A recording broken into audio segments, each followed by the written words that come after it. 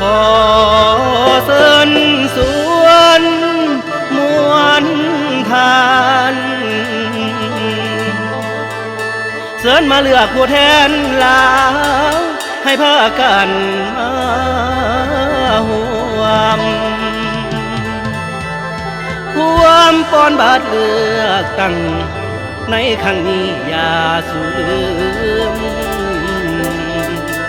ปวงสนลาวจงภูมิใจปราบปลื้มเอาใจใส่อย่าลืมไหลจงวางใจใส่เสียงให้เที่ยงตวงเวลาแจ้ง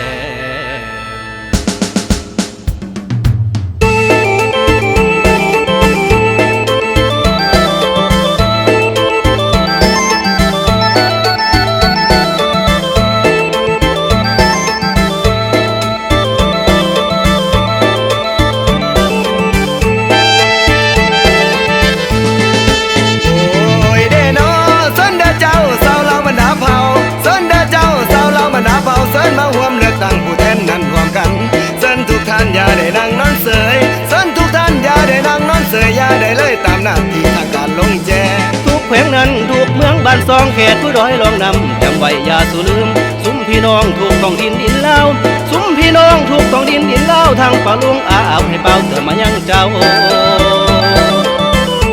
วันที่22 กุมภาเดือนท่านวันที่22 กุมภาเดือนท่านขอให้ทุกท่านมาเลือกตั้งผู้แทนลาวขอเชิญชวนน้อยหนุ่มสุมสาวขอเชิญชวนน้อยหนุ่มสุมสาวอายุถึง98 ปีขึ้นไปก่อนเลือกควรคิดทวนทีก่อนเลือกควรคิดทวนทีพิจารณาให้ดีประเทศชาติจะสดใสเมื่อเราจะก้าวเดินไปเมื่อเราจะก้าวเดินไปนำความสีวิไลสู่ชาติภาษาเชื่อว่าผู้แทนลาวยุคใหม่หัวใจกล้ากันสู่ฝันนำพาอีกบ่โดนดอกนาบ่โดนดอกนาพวกภาษาจะอยู่ดีกินดีสลาวเฮานี้จะสิวิไลสำลานสลาวเฮานี้จะสิวิไลสำลานโอ้ยเด้โด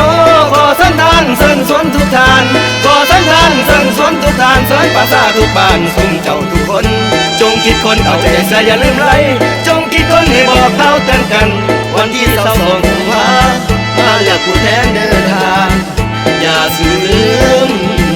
เดินทาง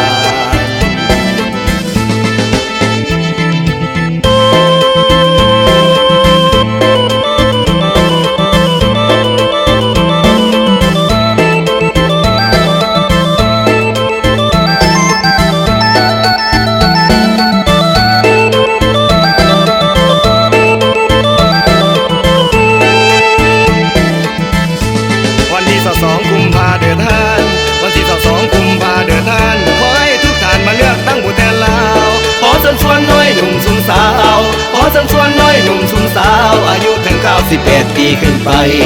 ก่อนเลือกควรคิดทวนทีก่อนเลือกควรคิดทวนทีพิจารณาให้ดีประเทศชาติจะสดใสเมื่อเราจะก้าวเดินไปเมื่อเราจะก้าวเดินไปนำความสีวิไลสู่ชาติภาษาเชื่อว่าผู้แทนลาวยุคใหม่หัวใจกล้ากันสู่ฝันนำพาอีกบ่โดนดอกนาอีกบ่โดนดอกนาพวกภาษาจะอยู่ดีกินดีสลาวเฮานี้จะสิวิไลสำลานสลาวเฮานี้จะสิวิไลสำลานโอ้ยเด้โดขอสันทานเชิญชวนทุกท่านขอสันทานเชิญชวนทุกท่านเชิญภาษาทุกบ้านสุ่มเจ้าทุกคนจงคิดคนเอาใจใส่อย่าลืมไหลจงคิดคนให้บอกเขาเตือนกัน